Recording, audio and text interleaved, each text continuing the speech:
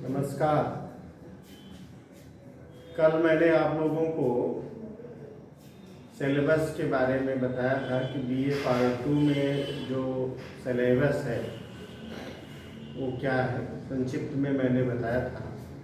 आज मैं एक टॉपिक स्टार्ट करने जा रहा हूँ और ये जो निगमन वाला पार्ट है वहाँ से शुरू कर रहे हैं। और निगमन में आप जानते हैं कि सबसे पहला चैप्टर निरूपाधिक तर्कवाद का होता है। तो सबसे पहले हम जो टॉपिक स्टार्ट करने जा रहे हैं वो है निरूपाधिक तर्कवाद। ध्यान दीजिएगा।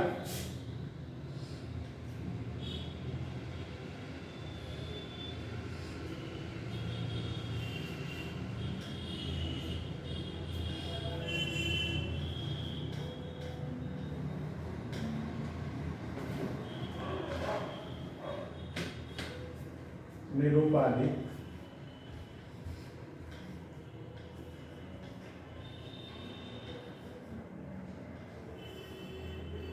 निरूपाधिक तर्कवाद के बारे में आज हम आप लोगों को पढ़ाने जा रहे हैं। तो अगर थोड़ा सा आप समझते हैं तो देखिएगा कि निरूपाधिक तर्कवाद को हम अंग्रेजी में क्या कहेंगे?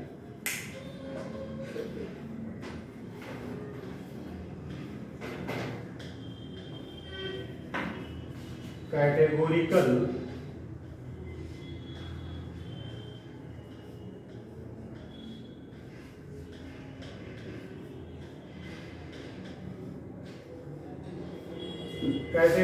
प्रोपोजिशन। तो देखिएगा दोस्तों, जो कैटेगोरिकल प्रोपोजिशन आपके चैप्टर का नाम है, इसमें कैटेगोरिकल प्रीपोजिशन को समझने से पहले कुछ चीज़ों को जानना जरूरी होता है। थोड़ा सा मैं आपको बता दूं, जैसे यहाँ पर आप देख रहे हैं कि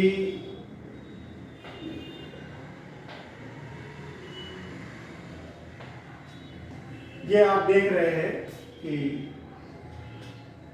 निरूपाधिक तर्कवाक्य आपको दिखाई दे रहा है। तो सबसे पहले हमको तर्कवाक्य जानना होगा, फिर हम निरूपाधिक तर्कवाक्य को समझेंगे। और तर्कवाक्य को जानने से पहले आपको यह जानना चाहिए कि वाक्य क्या है। पहले वाक्य को समझिए, फिर तर्कवाक्य को समझिए, फिर निरूपाधिक तर्कवाक्य को समझिए। इस तरह से जब आप समझते हैं तब आपको बहुत आसानी से समझ में आ जाता है। तो तर्कवाक्य को समझने से पहले आपको वाक्य को समझना होगा, वाक्य और तर्कवाक्य में अंतर समझना होगा। फिर आप जब तर्कवाक्य के प्रकार में आएंगे तब निरूपाधिक तर्कवाक्य आपको मिलेगा। तो आज हम पहले आपको बताएंगे कि वाक्य क्या है, तर्कवाक्य क्या है, वाक्य और तर्कवाक्य में अंतर क्या है। तो निरूपाधिक तर्कवाक्य में आज हम आपको बताने वाले हैं कि वाक्य और तर्कवाक्य में अंतर। तो सबसे पहले आपको जिस टॉपिक को पढ़ना है वह है वाक्य और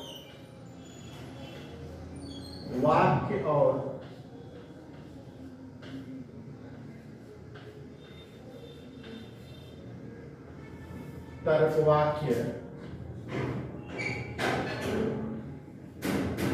में अंतर। आज इसी टॉपिक को हम चर्चा करने वाले हैं कि वाक्य क्या है, तर्कवाक्य क्या है, वाक्य और तर्कवाक्य में अंतर क्या है। इसी टॉपिक को हम आगे पढ़ाएंगे। दोस्तों, आपको पता होगा कि जब आप इलाहाबाद विश्वविद्यालय का एग्जाम देते हैं तो वहाँ पे यह 5 नंबर का प्रश्न आपसे पूछा जाता है। ये 5 नंबर का एक शॉर्ट नोट होता है, आपको पता होगा।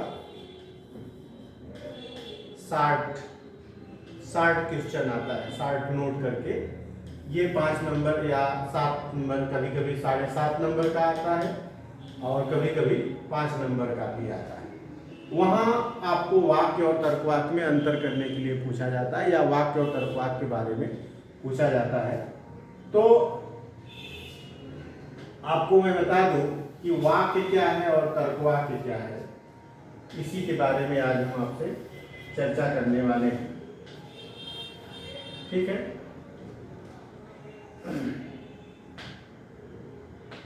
तो आप देख रहे हैं वाक्य और तर्कवाक्य। तो आइए इसी को बारे में हम आगे चर्चा करेंगे।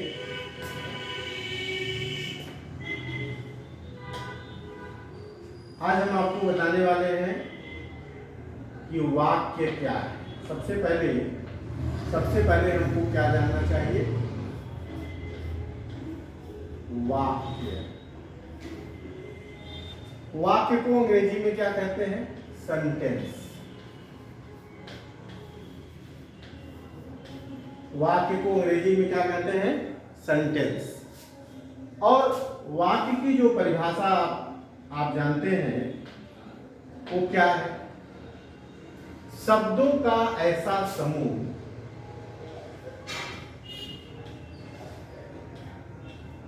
शब्दों का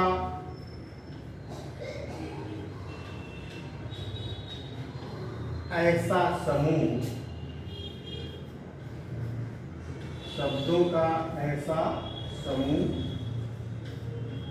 जिससे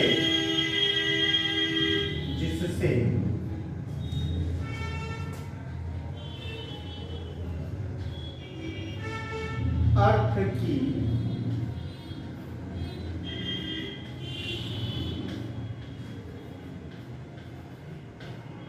अभिव्यक्ति हो। शब्दों का ऐसा समूह जिससे अर्थ की अभिव्यक्ति हो, वाक्य कहलाता है। वाक्य कहलाता है। शब्दों का, यहां आप देख रहे हैं दोस्तों, आपको दिखाई दे रहा है कि शब्दों का ऐसा समूह जिससे अर्थ की अभिव्यक्ति हो, वाक्य कहलाता है। और वाक्य कई प्रकार के होते हैं। आपको पता है कि वाक्य को 5 भागों में यानी 5 प्रकार के होते हैं। वाक्य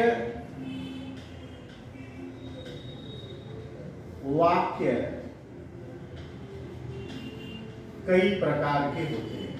आप इसको जानते हैं, वाक्य कई प्रकार के होते हैं। ठीक है, सामान्यतः वाक्य को 5 भागों में 5 प्रकार के वाक्यों की सामान्यतः चर्चा किया गया है। जैसे आपको पता है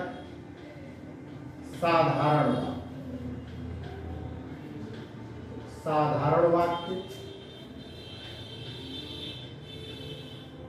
इसी को स्वीकारात्मक वाक्य भी कहा जाता है। स्वीकारात्मक वाक्य,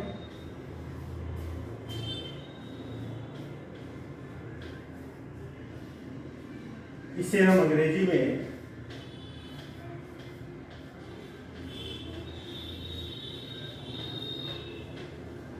अफर्मेटिव सेंटेंस कहते हैं। Affirmative sentence. दूसरा जो आप जानते होंगे साधारण वाक्य। दूसरा है नकारात्मक वाक्य।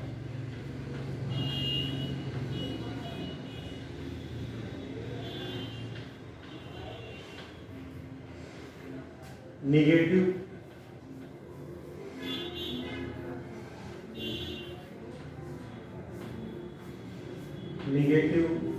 सेंटेंस।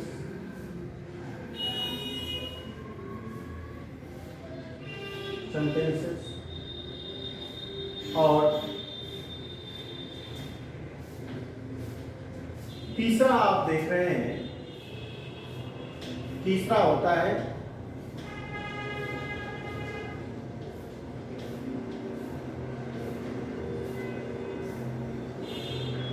प्रश्नवाचक वाक्य। इसको अंग्रेजी में आप जानते ही हैं, इसको बताने की जरूरत नहीं है, लेकिन फिर भी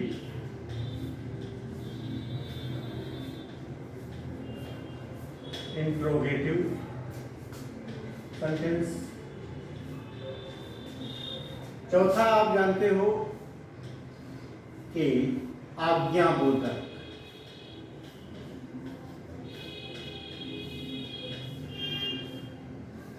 आज्ञाबोधक वाक्य, इंपरेटिव सेंटेंस। और पांचवा होता है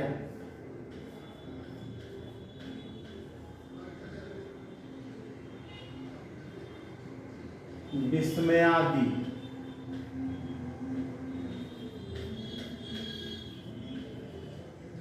विस्मयादि बोधक वाक्य, एक्सक्लामेटरी सेंटेंस।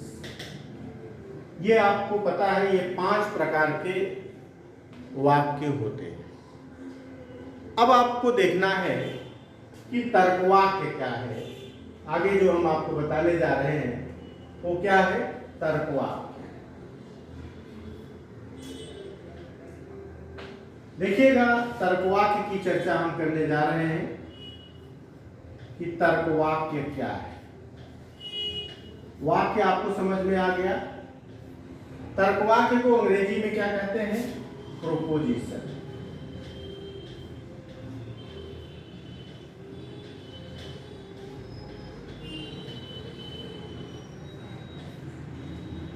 तर्कवाक्य को अंग्रेजी में हम प्रोपोजिशन कहेंगे।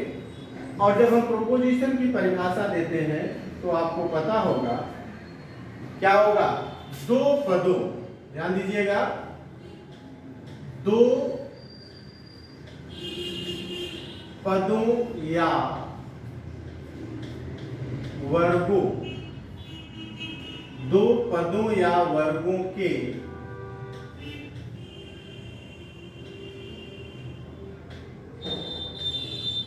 उद्देश्य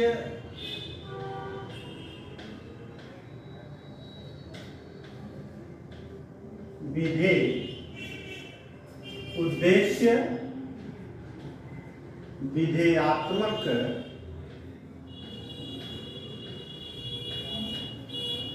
संबंध के कथन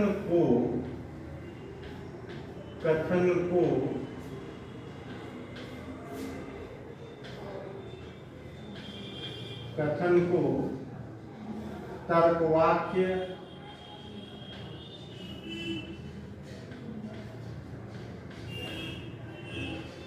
कहा जाता है। अब आप यहां देख रहे हैं मित्रों, हमने आपको बताया कि तर्कवाक्य क्या है, 2 पदों या वर्गों के उद्देश्य विधेयात्मक संबंध के, विधेयात्मक संबंध के कथन को तर्कवाक्य कहा जाता है। आपको पता है कि किसी भी तर्कवाक्य में 2 पद होते हैं। किसी भी तर्कवाक्य में 2 पद होते हैं।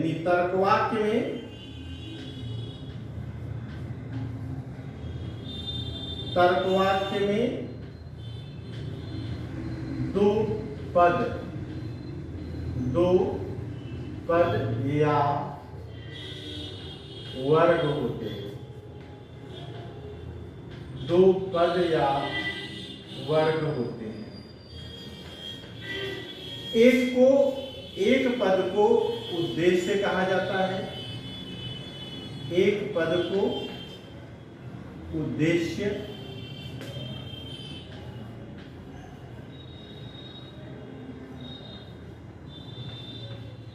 सब्जेक्ट, और दूसरे पद को विधेय कहा जाता है। एक को सब्जेक्ट और दूसरे को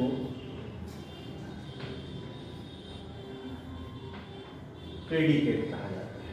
यानी किसी भी तर्कवाक्य में 2 पद होते हैं। कितने पद होते हैं, 2 पद होते हैं। अब 2 पद में क्या है, एक पद को हमने कहा, एक पद है उद्देश्य, जिसे आप सब्जेक्ट कहते हैं, और दूसरा पद है विधेय। विधेय, प्रेडिकेट।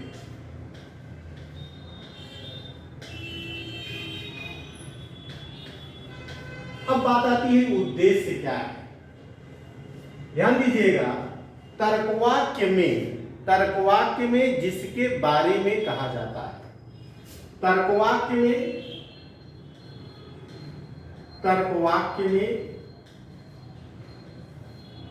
जिस पद, तर्कवाक्य में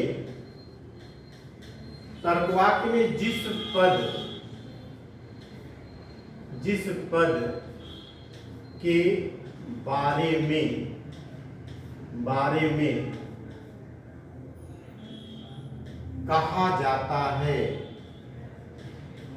कहा जाता है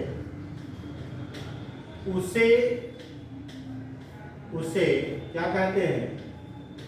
उसे उद्देश्य कहते हैं। उसे क्या कहते हैं? उद्देश्य कहते हैं। और दूसरा है विधेय, यानी तर्कवाक्य जिसके बारे में कहा जाएगा, वह उद्देश्य होगा। दूसरा है उद्देश्य के बारे में जो भी कहा जाता है। उद्देश्य यानी तर्कवाक्य में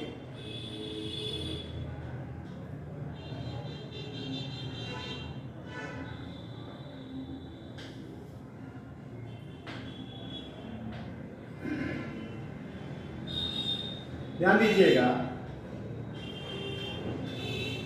तर्कवाक्य में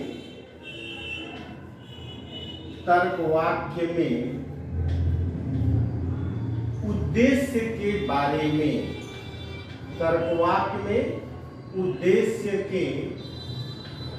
उद्देश्य के बारे में जो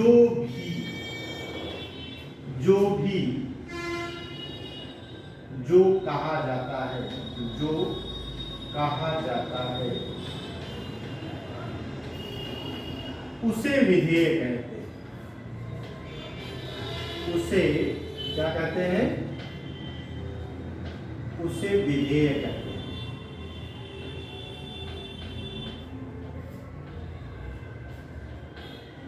ठीक है, तो आप देख रहे हैं कि यहां पर हम आपको बता रहे हैं,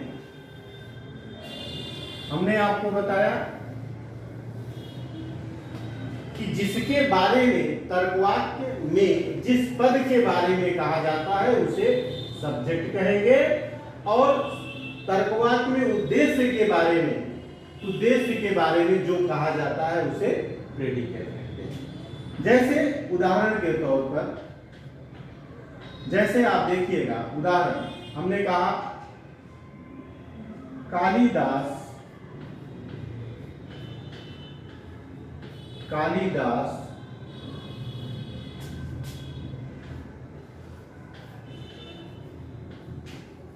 विद्वान व्यक्ति है। कालिदास विद्वान व्यक्ति हैं, तो आप देख रहे हैं यहां कालिदास क्या है? ये उद्देश्य है, सब्जेक्ट है, और विद्वान व्यक्ति ये प्रेडिकेट है। कालिदास, क्योंकि किसके बारे में कहा जा रहा है? कालिदास के बारे में कहा जा रहा है। क्या कहा जा रहा है? विद्वान व्यक्ति है। तो यहां पर जिसके बारे में कहा जाएगा वह सब्जेक्ट होगा। जिसके बारे में कहा जाएगा वह क्या होगा? वह सब्जेक्ट होगा, और जो भी कहा जाएगा वह प्रेडिकेट होगा। ध्यान दीजिए, यहां एक बात और भी आवश्यक है। तर्कवाक्य में उद्देश्य और विधेय दोनों का संज्ञा पद होना आवश्यक है। तर्कवाक्य में ध्यान दीजिएगा, आपको पता है कि तर्कवाक्य में दो पद होते हैं, एक उद्देश्य और दूसरा विधेय। तर्कवाक्य में उद्देश्य और विधेय दोनों पदों का संज्ञा होना आवश्यक है। तर्कवाक्य में उद्देश्य और विधेय दोनों को क्या होना चाहिए? संज्ञा होना चाहिए, नाउन होना चाहिए। अगर तर्कवाक्य है तो एक सब्जेक्ट होगा और एक प्रेडिकेट होगा। सब्जेक्ट और प्रेडिकेट दोनों को क्या होना चाहिए? नाउन होना चाहिए। और नाउन आप जानते हैं कि व्यक्ति, वस्तु अथवा स्थान। व्यक्ति, वस्तु और स्थान के नाम को ही संज्ञा कहा जाता है। तो इसका मतलब है कि तर्कवाक्य में उद्देश्य होगा, विधेय होगा। तर्कवाक्य में क्या होगा? उद्देश्य होगा, विधेय होगा और उद्देश्य विधेय दोनों संज्ञा होगा। उद्देश्य वह होगा जिसके बारे में कहा जाएगा, जिसके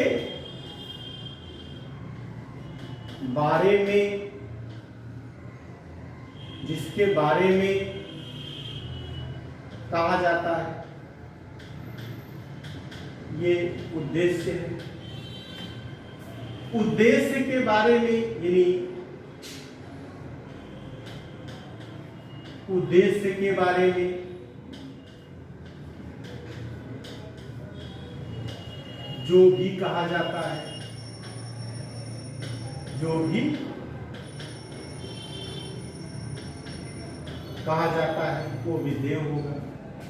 तो तर्क वाक्य के लिए यह आवश्यक है कि किसी भी तर्क वाक्य में दो पद होता है, एक उद्देश्य, दूसरा विधेय। उद्देश्य और विधेय दोनों को संज्ञा पद होना चाहिए।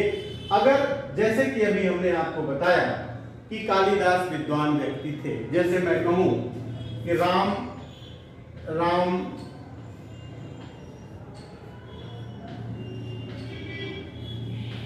बुद्धिमान है। राम क्या है? बुद्धिमान है। तो यहां पर राम क्या है? यहां पर राम क्या है? सब्जेक्ट है। और बुद्धिमान क्या है? ये प्रेडिकेट है। और राम और बुद्धिमान, क्योंकि बुद्धिमान व्यक्ति है, ये क्या है? बुद्धिमान व्यक्ति है। तो जो कि बुद्धिमान व्यक्ति है, इसलिए दोनों क्या है? संज्ञा है। यहां पर दोनों संज्ञा पर है। तो तर्कवाक्य के लिए यह आवश्यक है कि उद्देश्य और विधेय दोनों को संज्ञा पद होना चाहिए। तो मुझे उम्मीद है कि आपको ये तर्कवाक्य समझ में आ गया होगा। आगे आपको बताते हैं कि जो तर्कवाक्य होता है, तर्कवाक्य तीन प्रकार का होता है। ध्यान दीजिएगा।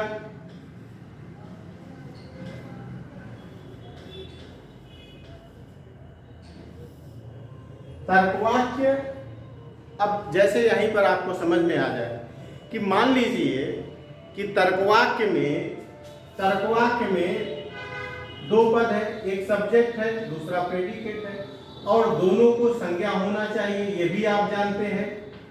लेकिन अगर मान लीजिए संज्ञा नहीं है, जैसे यहां पर हमने कहा कि राम विद्वान व्यक्ति है, राम, तो यहां ये उद्देश्य हो गया, ये विधेय हो गया। तो यहां ये भी संज्ञा है, ये भी संज्ञा है, दोनों नाउन है, तो इसे हम तर्कवाक्य कहेंगे। लेकिन मान लीजिए कि दिया गया है फूल सुंदर है, कहा जा रहा है फूल सुंदर है। तो फूल सुंदर है, फूल यश है और सुंदरता ये प्रेडिकेट है। तो यहां पर आप देख रहे हैं जो फूल है यह तो नाउन है। फूल क्या है? नाउन है। लेकिन सुंदरता क्या है? विशेषण है। सुंदरता क्या है? विशेषण है, एडजेक्टिव, तो इसे हम तर्कवाक्य नहीं कहेंगे। इसी प्रकार से अगर हम कहें, इसी प्रकार से अगर हम आपसे कहें, कई तर्कवाक्य हो सकते हैं, जैसे जैसे राम खेलता है, राम खेलता है, सीता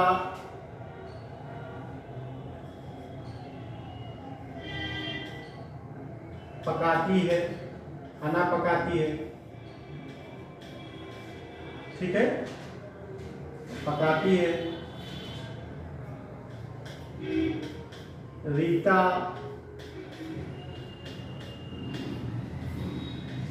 गाती है, ठीक है। तो राम खेलता है, सीता पकाती है, रीता गाती है, मोहन गाना गाता है। ये सभी वाक्य हैं, ये सभी क्या हैं, इनको हम वाक्य कह सकते हैं। ये सब क्या है, ये वाक्य हैं, लेकिन इसे हम तर्कवाक्य नहीं कह सकते। क्यों नहीं कह सकते? यहां पर आप देख रहे हैं राम, सीता, रीता, मोहन, ये सब सब्जेक्ट हैं। खेलता है, पकाती है, गाती है, गाना गाता है, ये सब क्या है, प्रेडिकेट है। लेकिन राम यहां क्या है, राम तो नाउन है, राम नाउन है, लेकिन खेलना वर्ब है, क्रिया है। इसी तरह से सीता नाउन है, लेकिन पकाना वर्ब है, क्रिया है। रीता नाउन है, गाती है, ये वर्ब है, क्रिया है, क्रिया है। मोहन नाउन है, लेकिन गाता है, गाना गाता है, ये वर्ब है, ठीक है। फूल सुंदर है, फूल सुंदर है, तो फूल क्या है, फूल तो नाउन है, लेकिन सुंदरता एडजेक्टिव है। आपको पता है इसे हम तर्कवाक्य में कैसे बदलेंगे? वाक्य है, लेकिन इसे हम तर्कवाक्य नहीं कर सकते। वाक्य है, लेकिन इसे हम तर्कवाक्य नहीं कर सकते हैं। अब देखिएगा, अब हम इसका तार्किक रूपांतरण करेंगे। तार्किक रूपांतरण करने के लिए हमको क्या करना है? तार्किक रूपांतरण के लिए हमको कुछ नहीं करना है। जैसे राम खेलता है, राम खेलता है, तो इसको हम कहेंगे राम खिलाड़ी है, राम खिलाड़ी है। अब ये तर्कवाक्य हो गया। क्यों? क्योंकि जो राम है ये सब्जेक्ट है और खिलाड़ी प्रेडिकेट है, और राम भी नाउन है, खिलाड़ी भी नाउन है, तो दोनों नाउन होने के कारण इसे हम तर्कवाक्य कहते हैं। जैसे सीता पकाती है, ठीक है, सीता पकाती है, इसका मतलब सीता पकाने वाली है, सीता खाना बनाने वाली है, बनाने वाली है।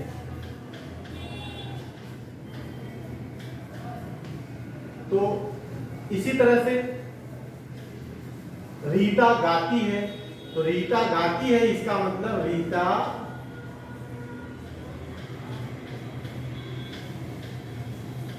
गायिका है, रीता गायिका। मोहन गाना गाता है, मोहन गाना गाता है, इसका मतलब मोहन क्या है, मोहन गायक है, मोहन गायक है। फूल सुंदर है, इसका मतलब फूल सौंदर्य की वस्तु है।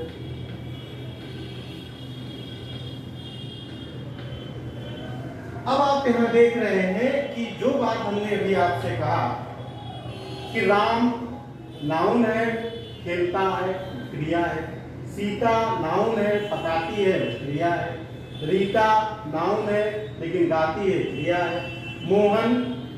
मोहन नाउन है लेकिन गाना गाता है, क्रिया है।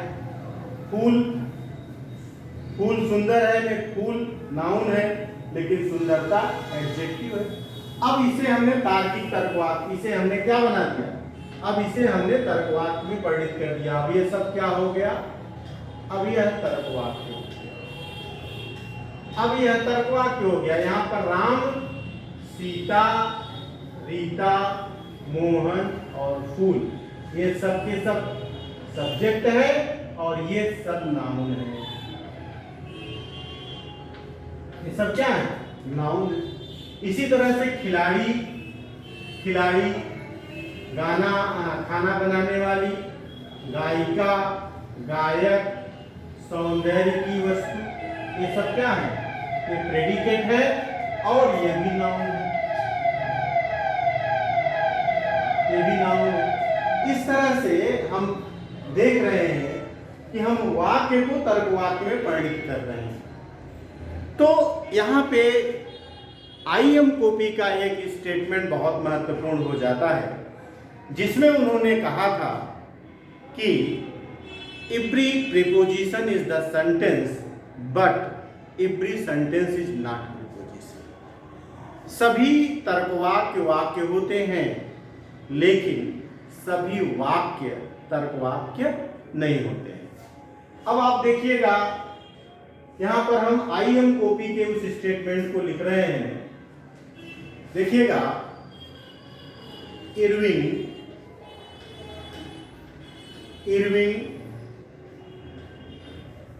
एम कॉपी, इन्हीं का स्टेटमेंट है जिसमें इन्होंने कहा था कि every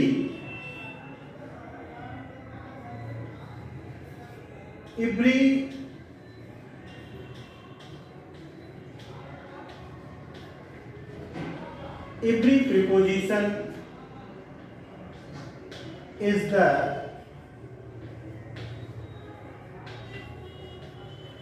sentence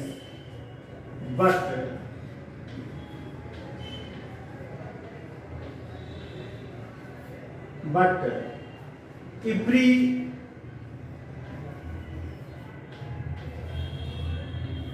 sentence is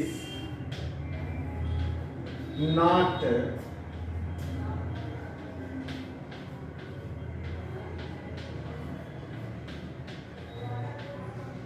proposition।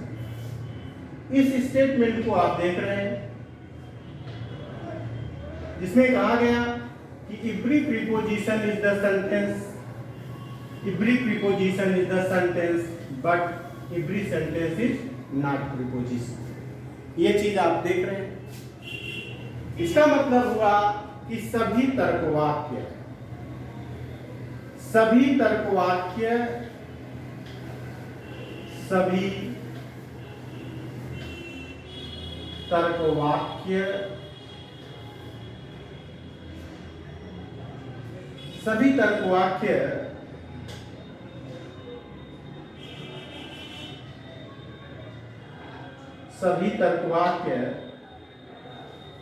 वाक्य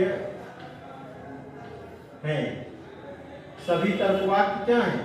वाक्य हैं। लेकिन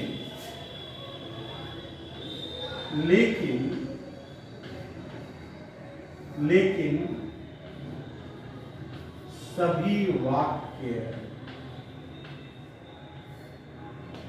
तर्कवाक्य वाक्य होते हैं लेकिन सभी वाक्य तर्कवाक्य नहीं होते।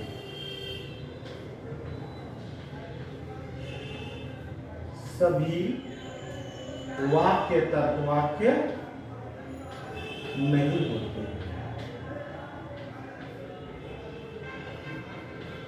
ये बात आपने देखा कि इस सभी वाक्य, ये चीज आप देख रहे हैं कि सभी तर्कवाक्य वाक्य होते हैं, लेकिन सभी वाक्य तर्कवाक्य नहीं होते हैं। इरविंग एम कॉपी के इस कथन से, इस स्टेटमेंट से यह स्पष्ट होता है कि वाक्य और तर्क वाक्य में अंतर होता है। तो अब हम आगे आपको बताने जा रहे हैं कि वाक्य और तर्क वाक्य में क्या अंतर होता है। ठीक है, वाक्य और तर्क वाक्य में अंतर, कुछ महत्वपूर्ण अंतरों के बारे में हम आपको बताने जा रहे हैं। सबसे पहला पॉइंट मैं आपको बता रहा हूं, ध्यान दीजिएगा। सबसे पहले तो परिभाषा में ही अंतर है। आपने देखा वाक्य क्या है? शब्दों का ऐसा समूह जिससे अर्थ की अभिव्यक्ति होती है। तर्कवाक्य की परिभाषा क्या है? दो पदों या वर्गों के उद्देश्य विधेयात्मक संबंध के कथन को तर्कवाक्य कहा जाता है। परिभाषा में अंतर है। वाक्य 5 प्रकार का होता है: स्वीकारात्मक वाक्य, नकारात्मक वाक्य, प्रश्नवाचक वाक्य, आज्ञाबोधक वाक्य, विस्मयादिबोधक वाक्य। जबकि तर्कवाक्य 3 प्रकार का होता है: सोपाधिक तर्कवाक्य, निरूपाधिक तर्कवाक्य और वैकल्पिक तर्कवाक्य। तो एक एक करके हम आपको अंतर बताने जा रहे हैं, इसको आप समझिएगा। ठीक है, जब हम अंतर बता रहे हैं तो ध्यान से समझिएगा इसको। पहला अंतर हम आपको बताने जा रहे हैं, preposition is the meaning of sentence. Proposition is the meaning of sentence. तर्कवाक्य वाक्य का अर्थ होता है। क्या है?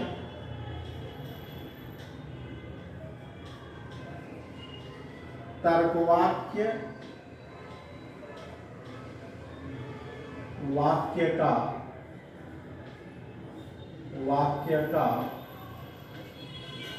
अर्थ होता है।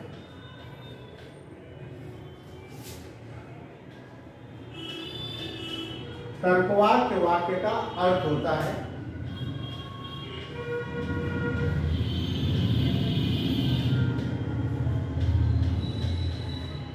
Proposition is the meaning of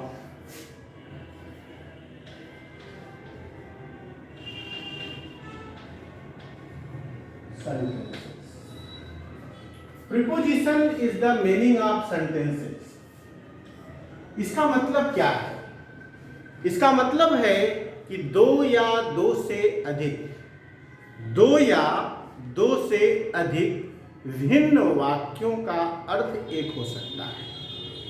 दो या दो से अधिक भिन्न वाक्यों का अर्थ एक ही हो सकता है। जैसे तर्कवाक्य वाक्य का अर्थ होता है, इसका मतलब हुआ कि दो या दो से अधिक भिन्न वाक्यों का अर्थ एक ही हो सकता है। इसको कहिए तो हम लिख लें। चलिए लिख लेते हैं।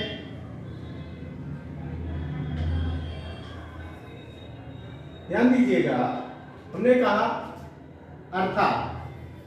अर्थात दो या दो से अधिक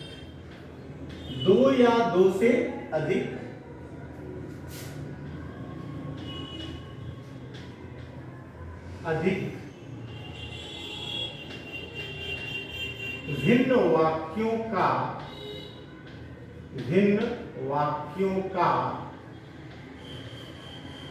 अर्थ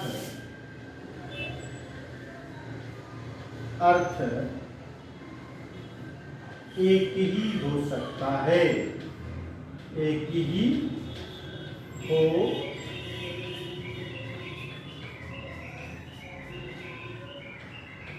एक ही हो सकता है। अर्थात तर्कवाक्य वाक्य का अर्थ होता है, इसका तात्पर्य position is the meaning of sentence. इसका तात्पर्य यह हो गया कि दो या दो से अधिक भिन्न वाक्यों का अर्थ एक ही हो सकता है। अब इसे हम उदाहरण की सहायता से समझेंगे।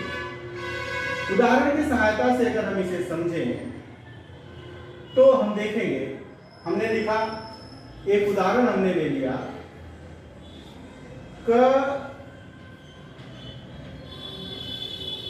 ख को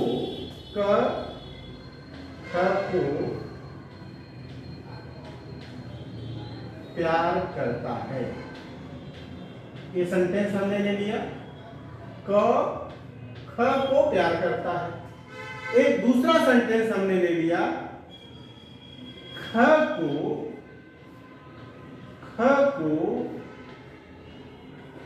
क से प्यार मिलता है।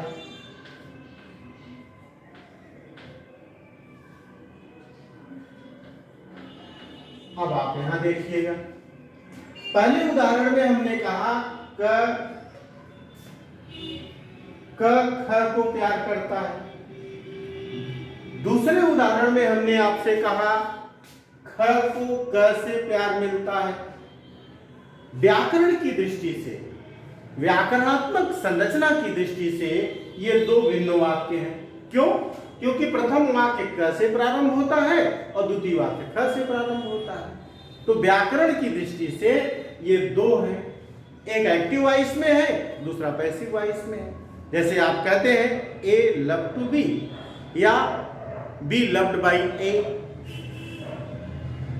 तो इस तरह से हम इसे दो, व्याकरण की दृष्टि से इसे हम दो वाक्य कहेंगे, यानी व्याकरणात्मक संरचना की दृष्टि से ये दो भिन्न वाक्य हैं, किंतु इन दोनों वाक्यों का अर्थ एक ही है। तो ध्यान दीजिएगा कि व्याकरणात्मक संरचना की दृष्टि से व्याकरणात्मक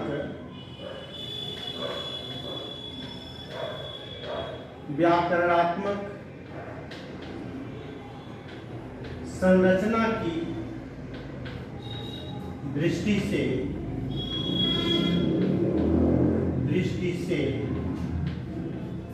ये दो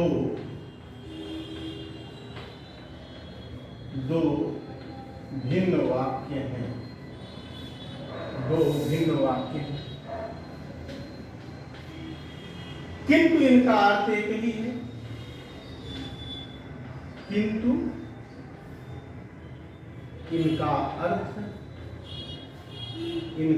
अर्थ एक है। तो आपको मैं यहां बता दूं, यहां पर देखिएगा, इसका मतलब ये है कि ये वाक्य दो हैं। वाक्य कितने हैं? दो हैं। लेकिन ये तर्क वाक्य कितने हैं? ये तर्क वाक्य एक है। वाक्य दो है लेकिन तर्क वाक्य एक है। तो पहला अंतर आपको समझ में आ गया होगा कि तर्क वाक्य का संबंध अर्थ से होता है, जबकि वाक्य का संबंध व्याकरणात्मक संरचना से होता है। तो पहला अंतर क्लियर हो गया। Preposition is the meaning of sentence. तर्क वाक्य का अर्थ होता है। अब हम दूसरा अंतर आपको बताने जा रहे हैं। दूसरा अंतर देखिएगा। दूसरे अंतर में आपको पता होगा,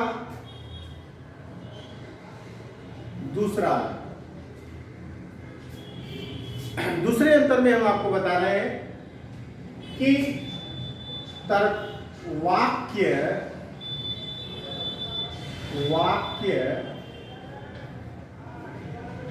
सदैव उस भाषा का, वाक्य सदैव उस भाषा का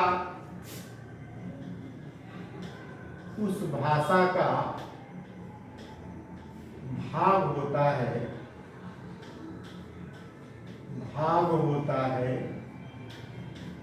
जिसमें उसकी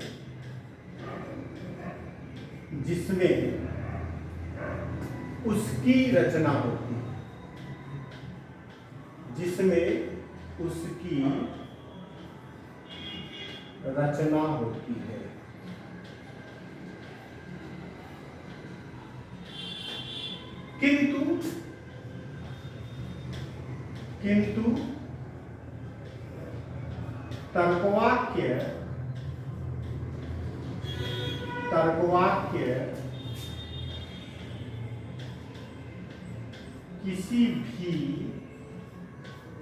तर्कवाक्य किसी भी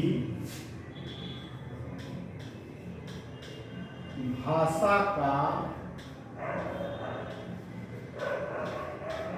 भाग नहीं होता है।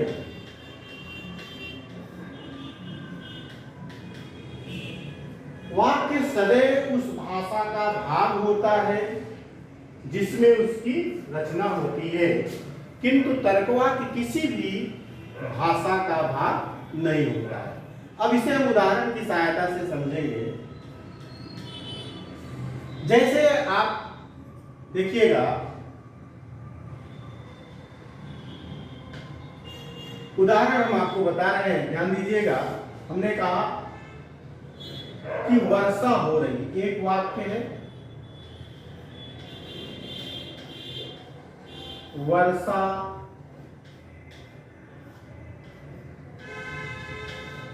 हो रही है। दूसरा वाक्य है,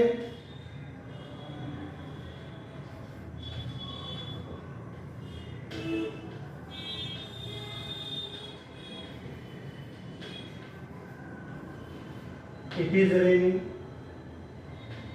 तीसरा वाक्य है,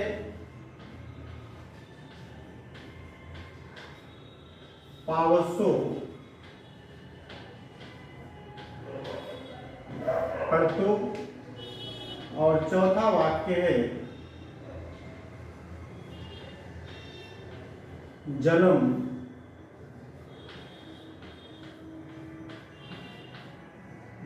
वर्ष। अब आप यहां देख रहे हैं कि एक वाक्य है, जो पहला वाक्य है ये हिंदी का है, ये हिंदी में है। जो दूसरा वाक्य है वो अंग्रेजी का है।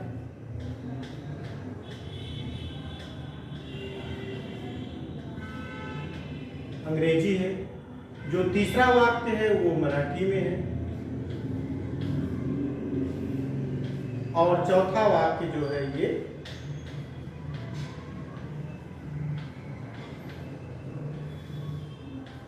तो आप यहां देख रहे हैं ये क्या है, ये अलग अलग भाषा के वाक्य हैं।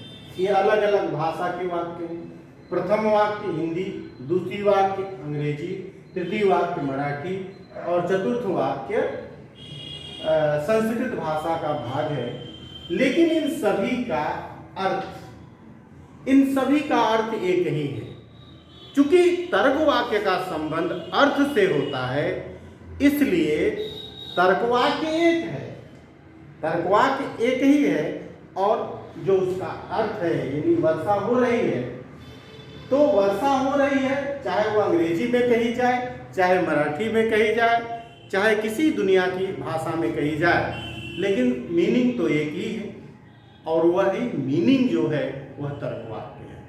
तो तर्कवाक्य का संबंध हमेशा उसके अर्थ से ही होता है, उसके भाव से होता है।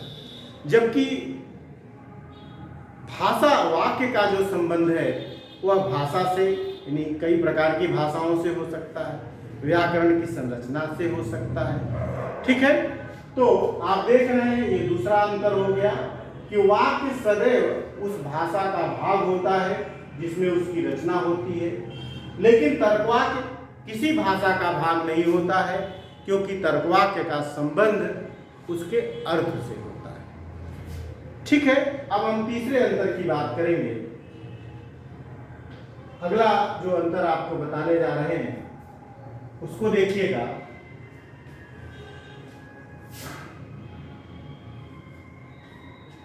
अभी हमने आपको बताया कि जो वाक्य होता है, वाक्य के बारे में बताया कि जो वाक्य है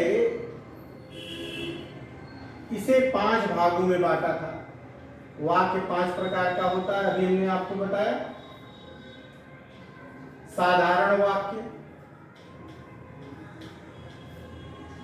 नकारात्मक वाक्य, नकारात्मक वाक्य,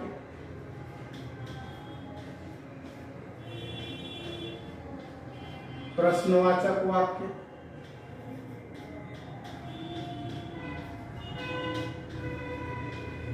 आज्ञाबोधक वाक्य और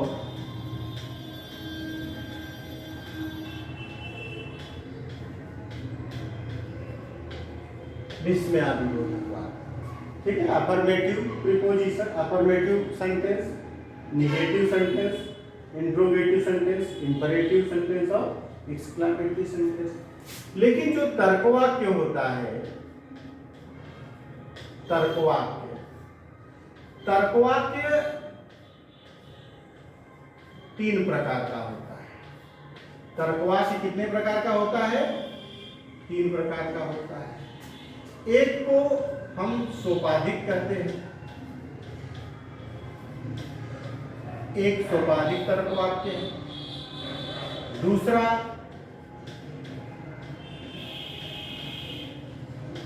निरूपाधिक तर्कवाक्य है और तीसरा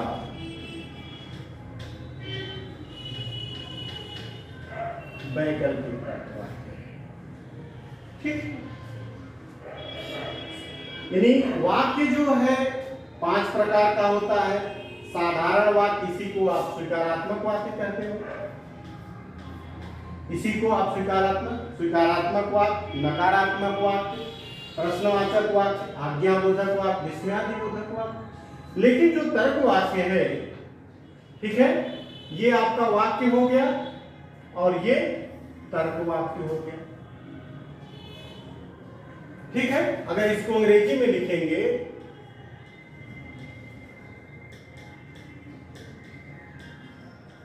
तो कंडीशनल,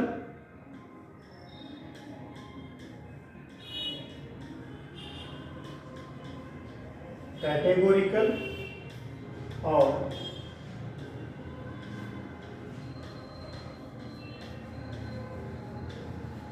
डिसजंक्शनल, ये 3 प्रकार के तर्कवाक्य हैं और ये 5 प्रकार के वाक्य हैं। ये आपका तीसरा अंतर हो गया। चौथे अंतर की बात करते हैं, ध्यान दीजिएगा। चौथा अंतर क्या है? चौथा अंतर ये है कि जो वाक्य होता है, वाक्य को हम 2 भागों में बांटते हैं। वाक्य को हम 2 तरह से देखते हैं। एक को हम कहते हैं शुद्ध,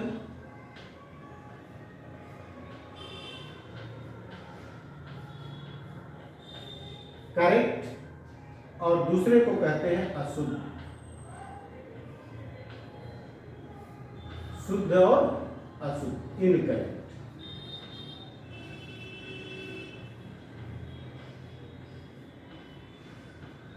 इनकरेक्ट, यानी वाक्य या तो शुद्ध होगा या अशुद्ध होगा। वाक्य क्या होगा?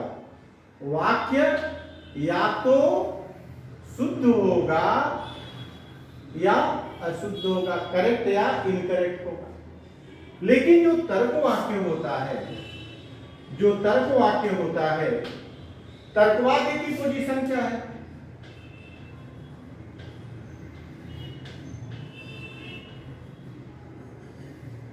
तर्कवाक्य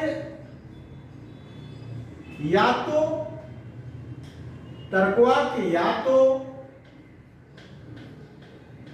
सत्य होता है या असत्य होता है। या तो ये ट्रू होगा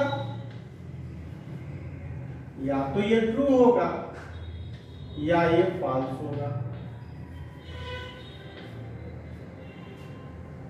ध्यान दीजिएगा, वाक्य जो होता है, वाक्य या तो आप पढ़ते भी होंगे, करेक्ट द फॉलोइंग सेंटेंसेस। तो जो सेंटेंस है, जो वाक्य है, वह या तो करेक्ट है या इनकरेक्ट है। व्याकरण की दृष्टि से, व्याकरण की दृष्टि से या तो करेक्ट है या इनकरेक्ट है। लेकिन जो तर्क वाक्य होता है, यह या तो सत्य है या असत्य है, या तो सत्य है या असत्य है। तो ये चौथा अंतर हो गया। ठीक है, अगला हम आपको बता रहे हैं, अगला अंतर देखिएगा, पांचवा अंतर हम आपको बताने जा रहे हैं। आपको पता है कि जो वाक्य होता है, अगर हम वाक्य की बात करें, तो वाक्य 3 कालों में होता है।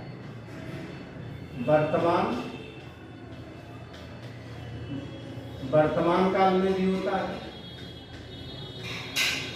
भूतकाल में भी होता है और भविष्य काल में भी होता है।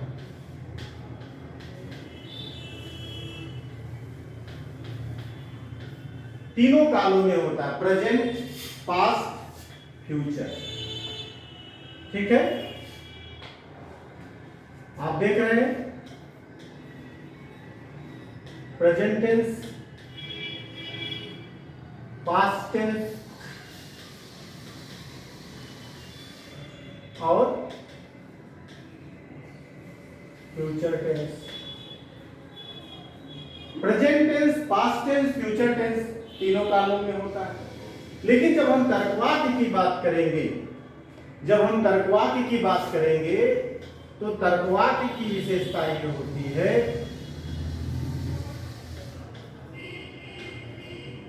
तर्कवाक्य केवल वर्तमान काल में होता है, केवल वर्तमान काल में होता है। यानी तर्कवाक्य की यह विशेषता है कि यह केवल और केवल प्रेजेंट टेंस में होता है, यह केवल प्रेजेंट टेंस में ही होता है, ये केवल प्रेजेंट टेंस में होगा। अब उदाहरण के तौर पर अगर हम इसे कहें, अगर इसको हम समझें, जैसे हमने कहा कि कालिदास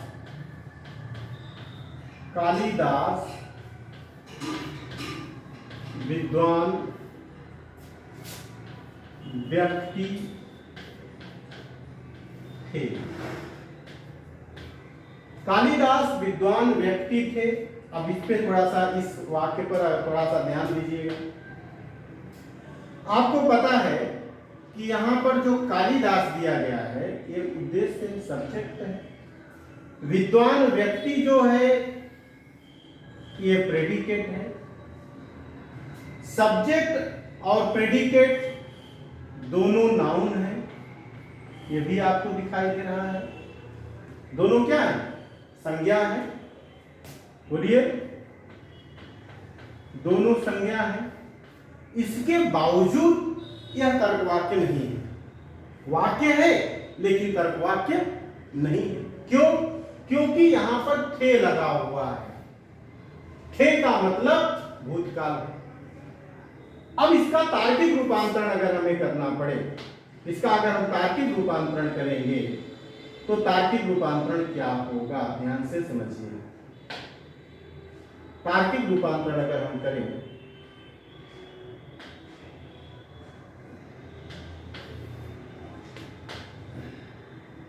अगर इसका हम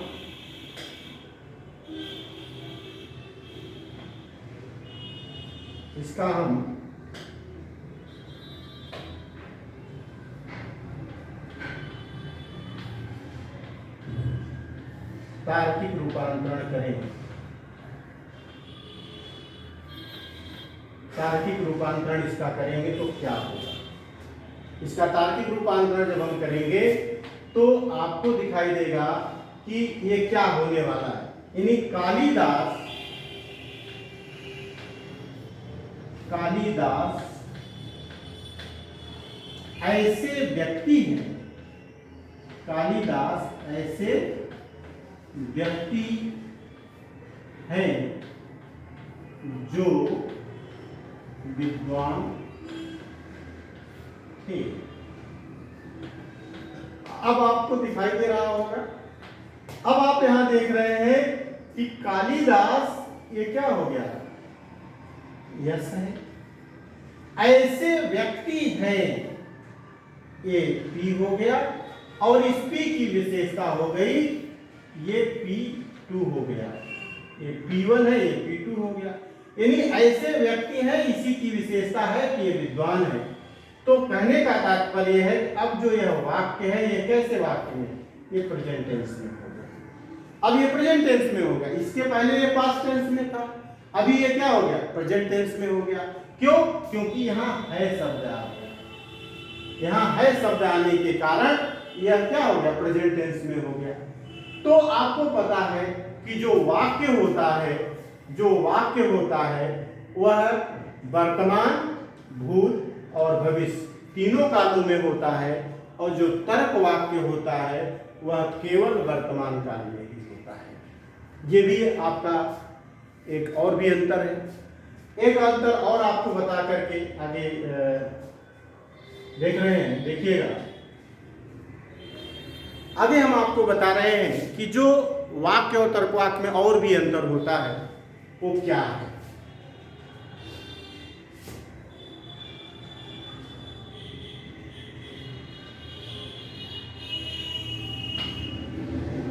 वाक्य और तर्कवाक्य में एक अंतर और भी आप कह सकते हैं कि वाक्य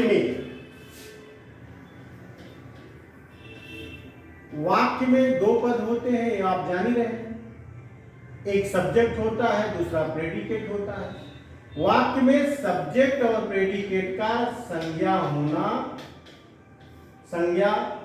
होना अनिवार्य नहीं होता है, जबकि तर्कवाक्य में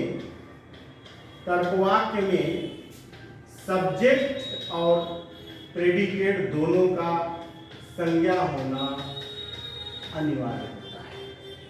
ये भी आप लिख सकते हैं। आगे आप लिखेंगे, अगर और भी लिखना है, आगे हम आपको बता रहे हैं कि जो वाक्य होता है, वाक्य जो होता है इसमें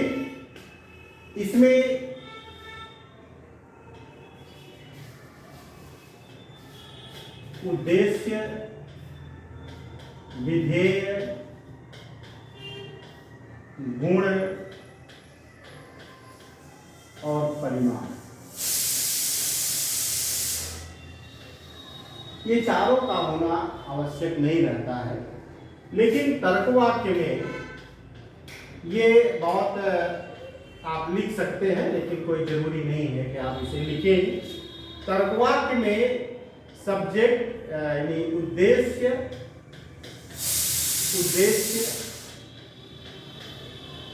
विधेय,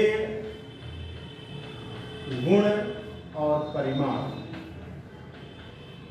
ठीक है, ये चारों होना आवश्यक होता है, और यहाँ पर ये चारों होना आवश्यक नहीं होता है।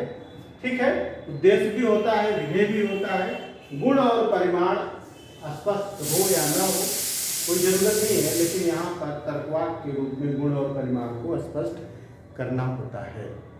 कभी कभी हम तर्कवाक्य को कथन के रूप में भी और वाक्य के रूप में, यानी हम कह सकते हैं कि जो कथन होता है उसे वाक्य और तर्कवाक्य दोनों रूपों में भी प्रस्तुत किया जा सकता है।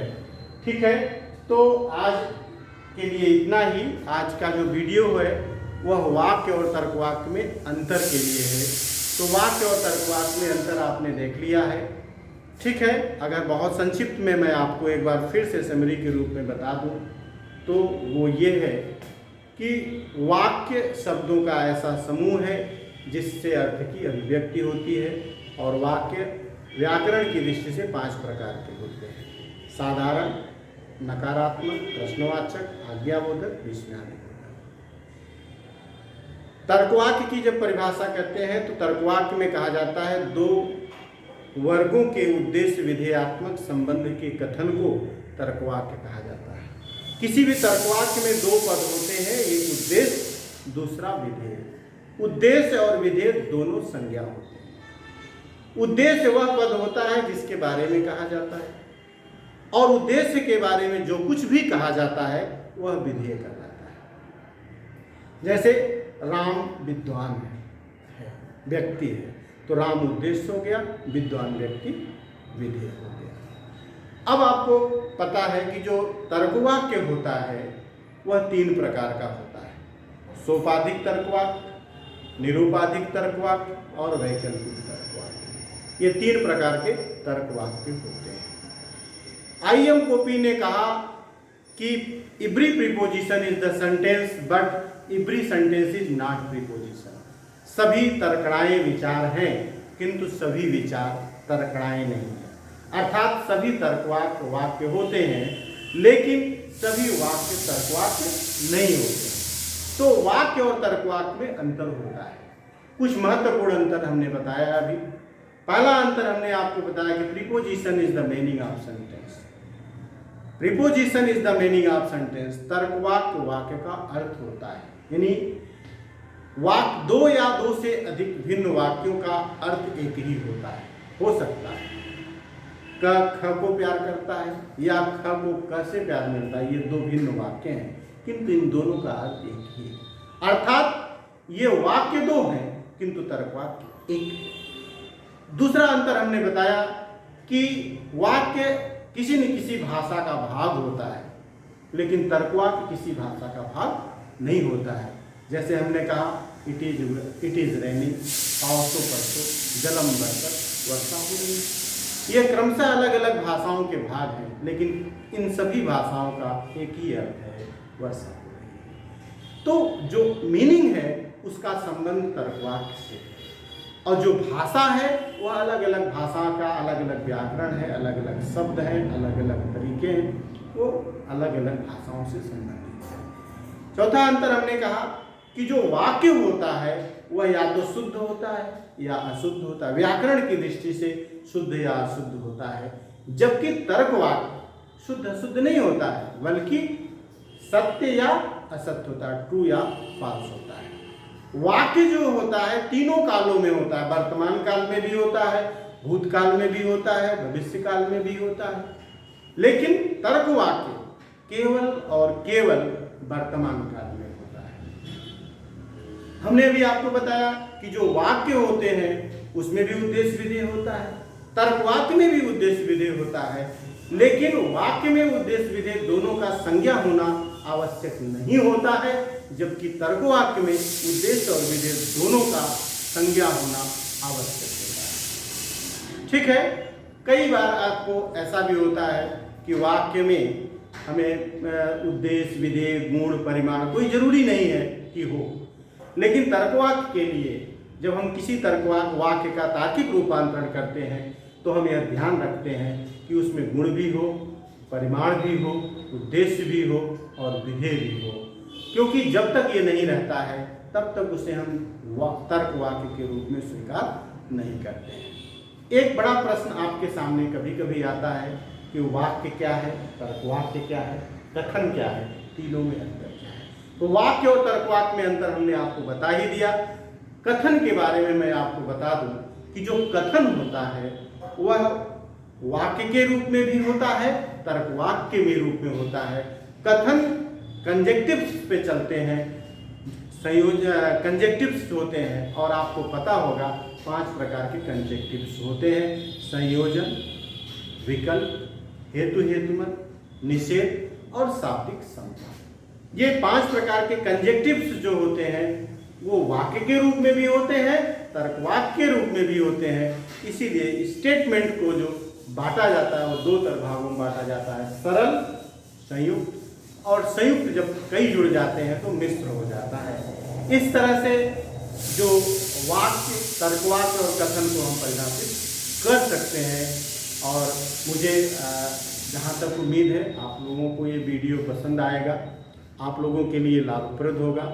मेरा एक छोटा सा निवेदन है, और वो अक्सर आप लोग जानते हैं निवेदन क्या किया जाता है, वो है कि आप इस वीडियो को, जो फिलॉसफी पढ़ने वाले लोग हैं, जो लॉजिक पढ़ने वाले लोग हैं, जो बीए सेकेंड ईयर के स्टूडेंट हैं या लॉजिक के प्रति जिनका अपना इंटरेस्ट है, अधिकतम लोगों तक इस वीडियो को पहुंचाइए, लाइक करिए, और मेरे अगले वीडियो के लिए मेरे चैनल को सब्सक्राइब करिए। मेरा चैनल आपको पता ही होगा, मेरा चैनल जो है वो आपको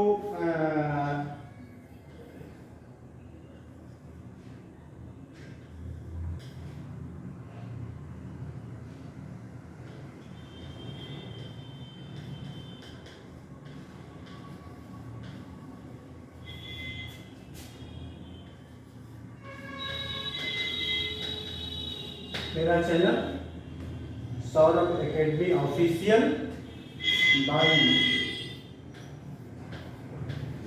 डॉक्टर AL यादव, और आप इस चैनल को सब्सक्राइब कर लीजिए, और फिलॉसफी और लॉजिक से संबंधित वीडियो आपको लगातार जाता रहेगा, आपकी समस्याओं का समाधान होता रहेगा। आगे चल के PGT और अन्य परीक्षाओं के लिए भी वीडियो दिए जाएंगे। अभी मैं BA सेकेंड ईयर जो इलाहाबाद यूनिवर्सिटी और यूनिवर्सिटी का जो सिलेबस है उस पर मैं फोकस कर रहा हूँ। मुझे पूरा उम्मीद है कि आप मेरा वीडियो पसंद करेंगे। आप कमेंट करें, अच्छा करें बुरा करें, लेकिन कमेंट करें, मुझे इससे पता चलेगा कि हमें और क्या सुधार करना है। आपका जो कमेंट होता है वह मेरे लिए अच्छा होता है, उससे हमें सुधारने में सहयोग मिलता है। अगले वीडियो के लिए आपसे फिर मैं बहुत जल्द ही मिलने वाला हूं अगले वीडियो में, और अगला जो वीडियो मैं बनाऊंगा उसमें आपको निरूपाधिक तर्कवाक्य का डिटेल करूंगा। इन तर्कवाक्य के कितने प्रकार हैं इस पे चर्चा होगी। नमस्कार।